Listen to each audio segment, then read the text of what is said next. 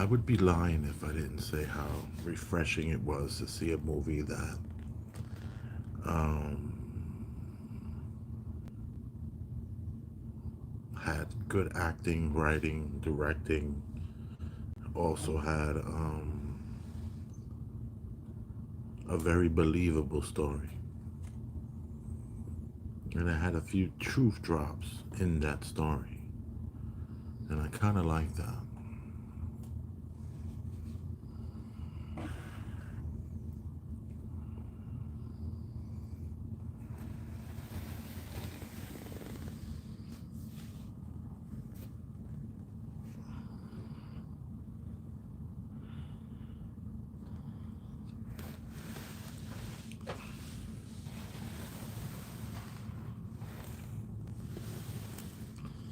I had this commissioned a few years ago. Got this out of my storage.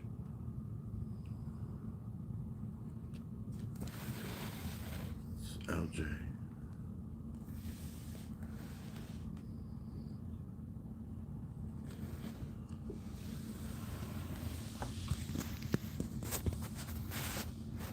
Where I've been living for the last year came with art on the wall already.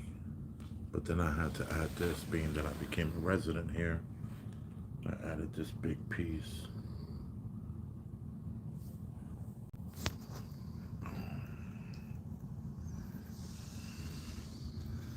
I digress.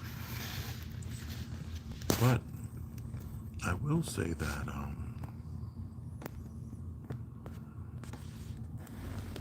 it looks like I'm wearing grandma's, what's it called here? Like grandma's sweater. But it's really a scarf.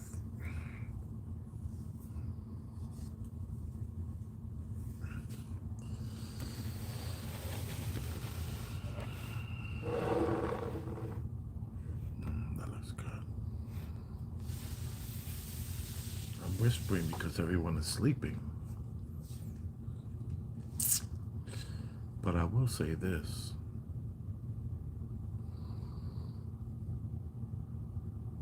This was one of the best Kevin Hart anything I've ever seen. It was a series, but truthfully, this could have been done in 2 hours and 15 minutes. And it would have been a really intense, on the edge of your seat suspense thriller. It didn't need to be a 7-part series. This could have easily went into the movies. But let me just say this to you. This movie is going to be a spoiler. So if you don't want to know about the movie, then just don't even, you know, don't even watch. But I will say that this,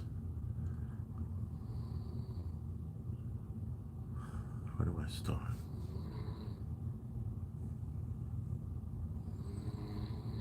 The best movie Kevin Hart has ever done.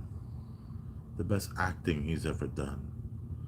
The best everything he's ever done. This was absolutely, positively award winning. Wesley Snipes did his thing as well. I'm a stand for Wesley Snipes. The whole everything he's ever did, I've always liked. From White Man Can't Jump to even when he played a police officer in King of New York with Lawrence Fishburne and uh, that movie. But anyway, the movie had some truth drops that I enjoyed. It just feels so weird. It's like the phone is so tilted back. It's like, what do I do here? Oh, that looks a little better. Figure this out. Try to make some adjustments. Good to see you as well. Thanks for the rundown. Okay, cool. I am just getting started on the rundown. You see, now I feel like it's a little too forward. Hmm, what you gonna do?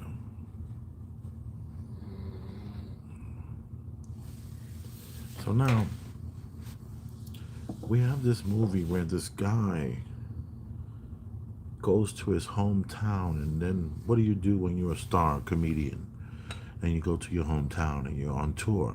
You know, you call up some family and friends and you hang out, and next thing you know, you hook up with one of the cutest women in the room. She's the 8, 9, and 10 of her zip code. And you're getting woken up by your brother, who's telling you that the girl that you left the club with is laying in the bed dead. And I have to tell you, and this is no exaggeration, I knew that this girl was not dead. I just thought it was strange. How do you know a person is dead? You know, and then it was like there was no checking of the body, no CPR performed. It was very much like uh, Wesley Snipes' character. He just was there to constantly push the I'm here to help protect you. I'm here to help you. I'm here to get us and get you out of that situation. So, um,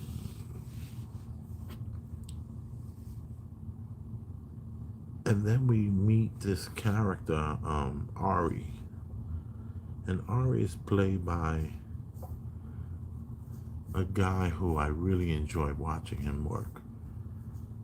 It was a shame that we didn't get a chance to see more of him in this particular series. But I was watching Back to the Future Part 2 with my children the other day, and this same guy was there. He was the guy who was standing with two other guys while Michael J. Fox's character took one of the ropes for the stage ropes that have like what is that, sandbags, and he drops the sandbags on the kids' heads. And one of those characters was the guy who plays Ari. I can't remember his name at the moment, but he's really good. And you know, Kevin Hart was being extorted, and he was being extorted by his brother. And the plan was to convince him that the girl he was sleeping with died, and now we need to hire this gangsters to help us move the body. And you know, the brother is just one of these people. Wesley Snipes' character, he's just one of these people that always needs money.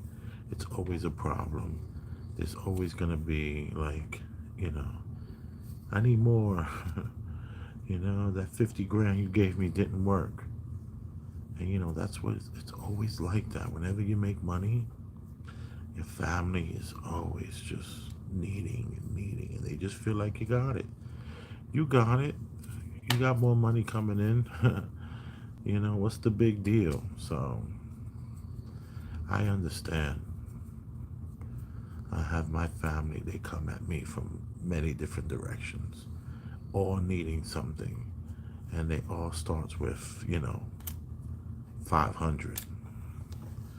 And I tell everyone, like, listen, if I gave you money, then, no, I say, this is what I tell my family nowadays. I say, if I was to give you, I said, oh, this is what I say. I says, you know, you ever hear the story about the person who had $1 million, $2 million, $3 million, and then they're broke in 2, 3 years? And they're like, yeah, of course. And I'm like, well, that's because he helped everyone in his family. And they kept asking him for 500 here, 500 there, 1,000 here, 1,000 there. And before you know it, you're broke. So I can't help you. I love you, but I can't help you.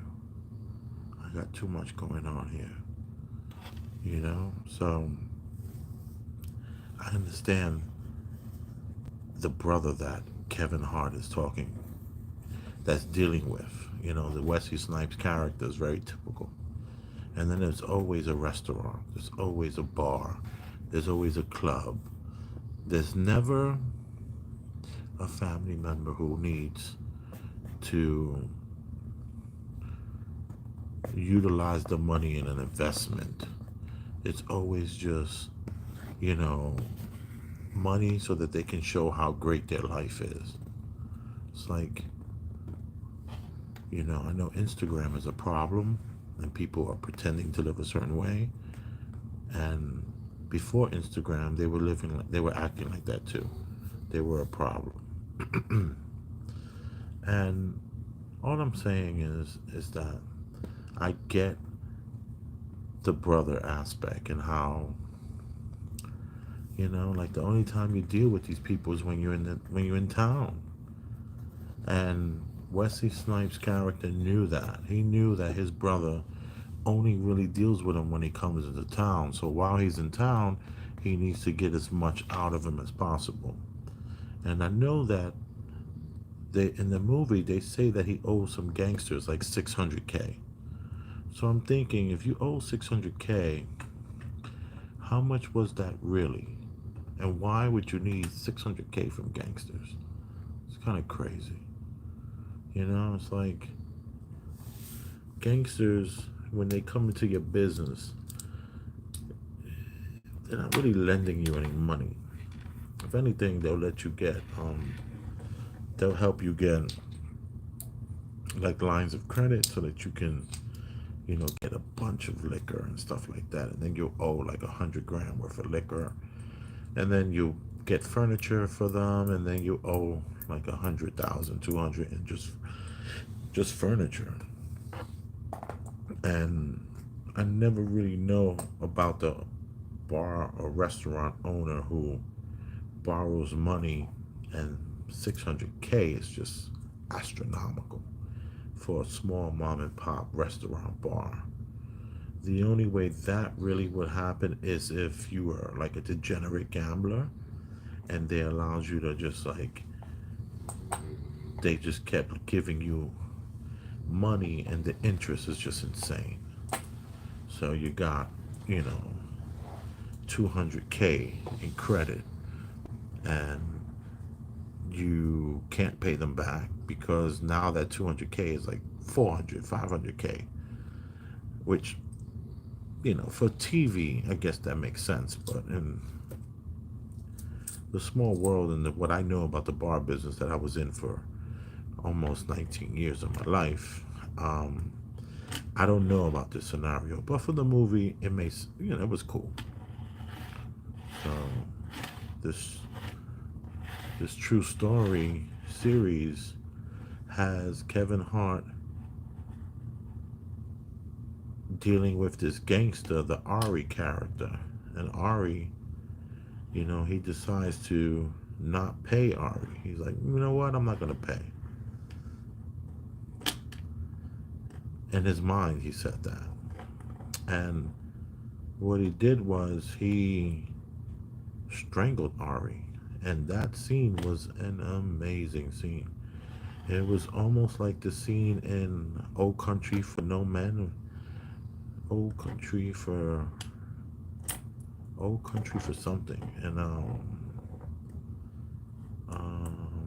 there was a strangulation scene where the police officer was getting strangled and the boot marks on the ground that the back of the heel was making, scratching up the ground, was pretty intense.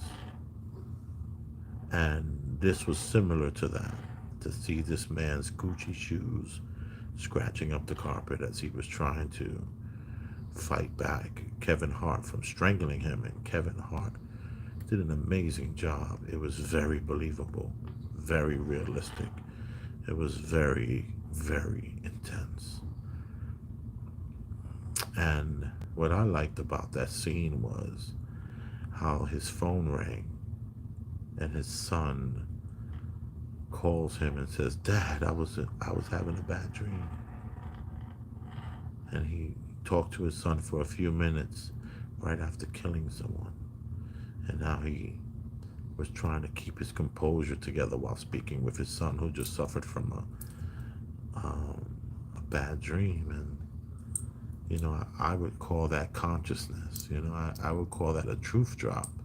I would say that the phone ringing and your son having a nightmare while you are murdering someone shows just how powerful we truly are, and us and humanity, how we have this thing that's called consciousness. And it's the original telephone. And we were able to, before the advent of this technology that we used to be able to think and wish and hope that we see someone and that person will get that feeling and they'll start heading over to where you're at. It might take a week or two, but they'll get there. So, look how much shedding this thing does, Jesus. But let's not worry. I'm getting warm. It's really hot in here. I think that says 78. It feels like 98.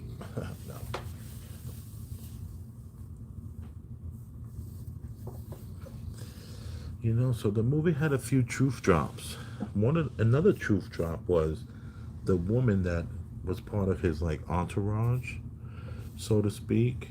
She was one of his writers, and he would keep her around.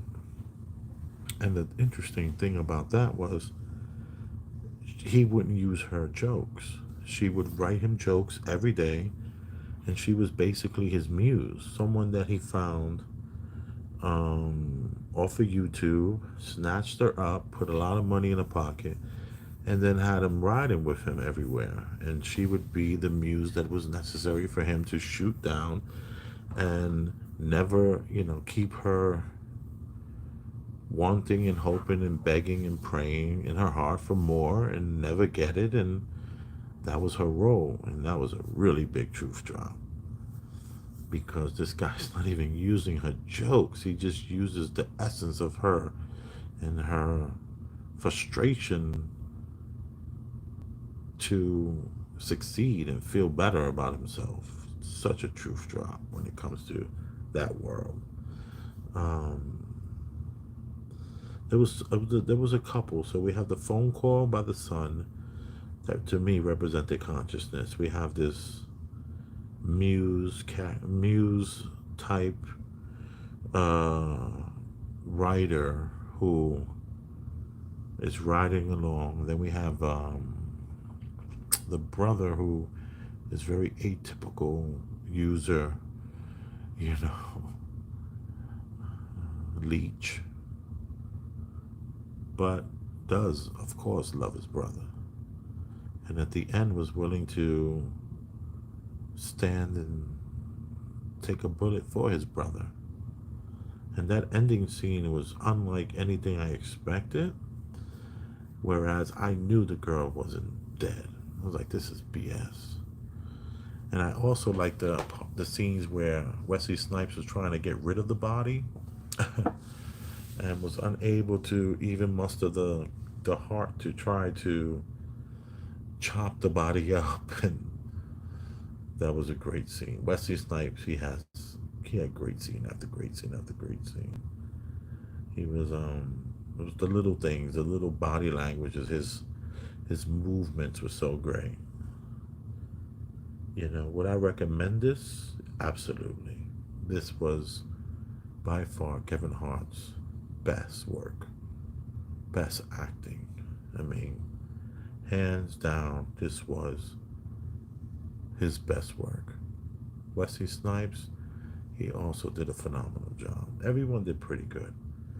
I did not, and the security was pretty realistic too, because a friend of mine who worked for, he did security for Corrupt, and he also did security for P. Diddy, and well, he was more of a driver for P. Diddy, but he'd done a lot of bodyguard work, and he would tell me stories of the way they spoke to him and the way they would act and the bonds they had, and the tension and the stress and all that stuff that comes with that. So I thought that was very realistic. Like when Kevin Hart struck him, hit him in the face, and he was like, "You only get one." And then they were arguing, and they were like, he was like, "You gonna stop putting your hands in my face?" And Kevin Hart tore up the the hotel. I thought that was a great scene. There was one part of that scene that I thought for a moment it was it wasn't him that was destroying the hotel room. That it was a double. A small glimpse, but nothing too bad. It wasn't too bad. And I think there was something with the picture frame and Wesley Snipes looking at the picture frame, and then when you look down, he had taken the picture out of the picture frame, but yet when the camera panned on a bird's eye view from where his luggage was, there was another picture in the picture frame still. So, I mean, I might be nitpicking when I look at that stuff, but um, let me think. The ending was really good. I didn't like the way the security guard wanted $6 million from him. That was the only thing I didn't really care about. Other than that, I seem a little like slow and like just like growing. It's kind of late, and I just finished watching the last two episodes. Yeah, do you get a chance to check this out? Check it out. It's really good. I would even say great. And I did say I knew the girl wasn't dead, and it turns out that she wasn't. But I did not think it was gonna end the way it did. That was a nice little turn for me. Where movies are so predictable, it gets so stressing. Thank you. I'm gonna go to bed now. I love you. Wait, somebody said something.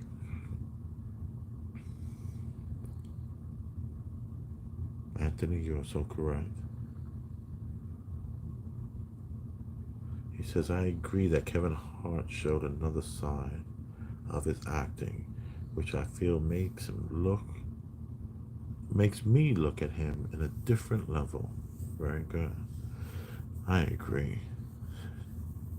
Excellent work, sir. Kudos to you. You did good. I would like to see more of this. And I do like the fact that he was playing a comedian. I do like that. Instead of us trying to see him as someone different, we were able to see how by him being himself, how he was like us. He's just like us to some degree. And I thought that was pretty good. And I did like the part at the end when he took his brother's body and he draped it over himself, and he says, "You always told me I had to watch out for everyone, but you were the one I was supposed to watch out for." Mm-mm-mm. It's always the closest ones to you. Family, man.